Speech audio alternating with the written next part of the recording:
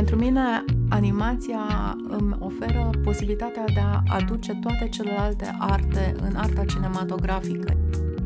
Og som 43-årig tror jeg, at jeg er en af de eneste kvinder i den her aldersgruppe i Europa, der stadig sådan fortsat arbejder med stunt. Il VFX Supervisor è un percorso fatto di tantissima dedizione. Mon rapport avec le jeu vidéo, c'est plus quelque chose de libératoire, dans le sens que je peux m'évader, que je peux découvrir de nouvelles choses, expérimenter des choses autrement que dans la vraie vie. Ça peut aussi me permettre de passer des barrières, c'est parce que je suis autiste. J'ai trouvé aussi des alliés avec un E pour avancer. Das heißt, ich habe versucht, 3-mal so stark zu sein wie ein Mann und habe das auch geleistet. Ich war 3-mal so stark wie jeder andere Gripper. Le simple fait d'être lu jusqu'au bout m'a donné l'impression d'exister. Pour tenir, il faut quand même avoir vraiment un point de vue ou une vision. Είμαστε 3 διευθύντριες φωτογραφίας όλες και όλες και οι άντρες πρέπει να είναι και κόσχοι. Οπότε, ξέρεις, είναι δύσκολο. Non siamo assolutamente a metà del nostro percorso, direi che siamo all'inizio, però ecco, la strada per la rappresentanza femminile è una storia che stiamo scrivendo. Je n'ai pas du tout grandi avec l'idée de devenir journaliste. Il n'y avait pas vraiment de rôle modèle auquel je pouvais m'identifier. Ich habe viele Mentoren, männliche Mentoren gehabt, die auch da einfach gesagt haben, wir brauchen mehr Frauen. En France, les gens trouvent ça extraordinaire qu'une femme fasse de la musique de film, alors que ça ne l'est pas, je sais pas. Съм имала възможност да премислям живота си и да разсъждавам, искам ли да продължа да остана в тази професия или мога да сменя сега. И това, което установих е, че много трудно ми хрумва друго занимание, което по такъв начин да удовлетворява моето желание да има кауза в това, което правя. Просто така, че така стана, че остана в това.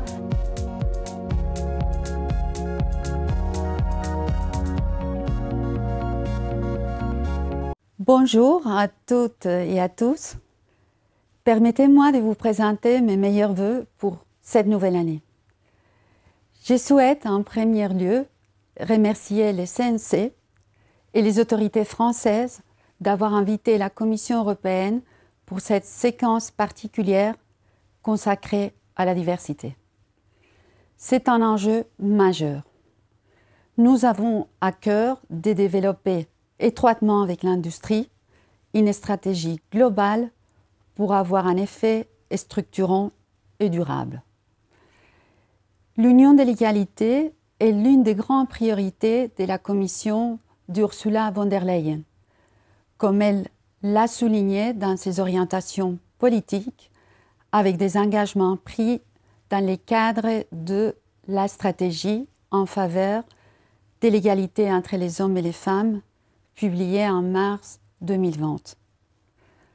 En outre, plusieurs initiatives ont été prises, à la fois à travers les volets médias du programme Europe Créative, tout comme dans les plans d'action pour les médias et pour l'audiovisuel.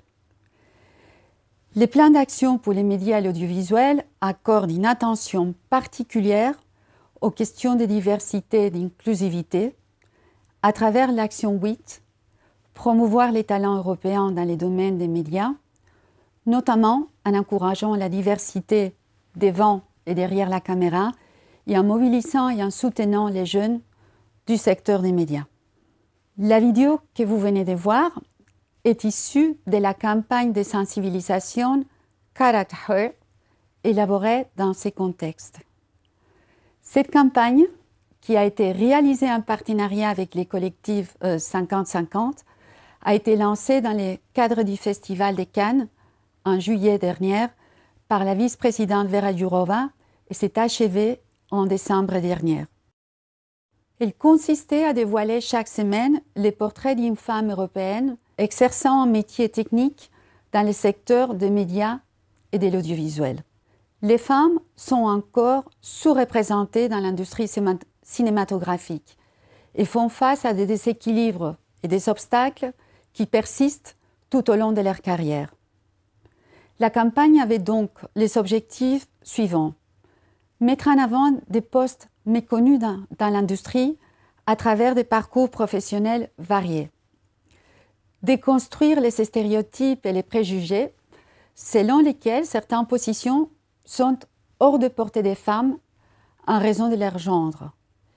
Et encourager les jeunes femmes à poursuivre des carrières dans des domaines traditionnellement considérés comme masculins.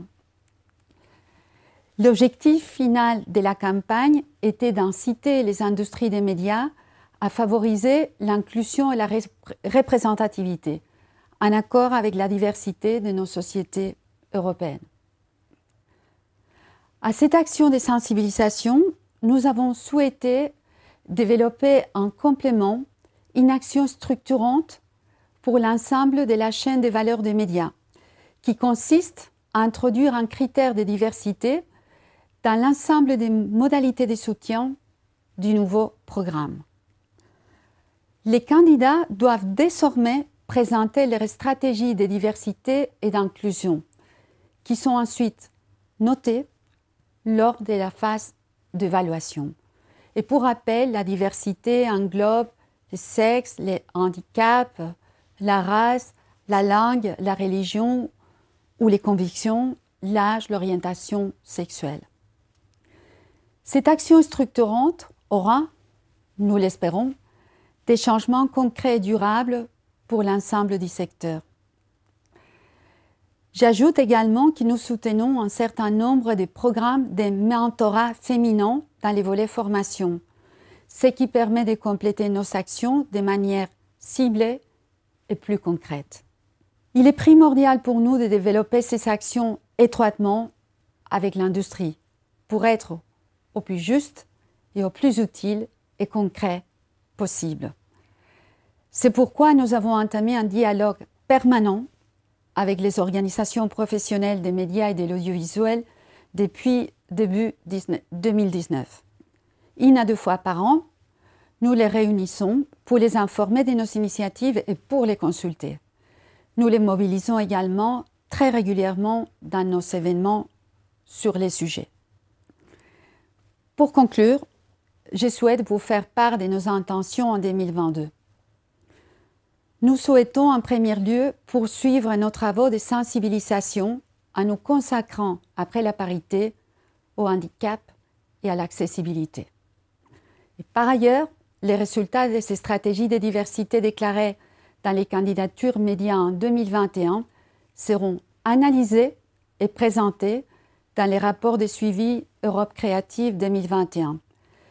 Les résultats serviront également à mettre en jour la guide publiée en 2019 et les mesures d'accompagnement existantes pourront être adaptées sur la base de ces résultats. J'espère que cette présentation vous aura mieux permis de comprendre les stratégies holistiques de la Commission concernant la promotion de la diversité. Je vous remercie et j'espère pouvoir échanger avec vous en personne très prochainement.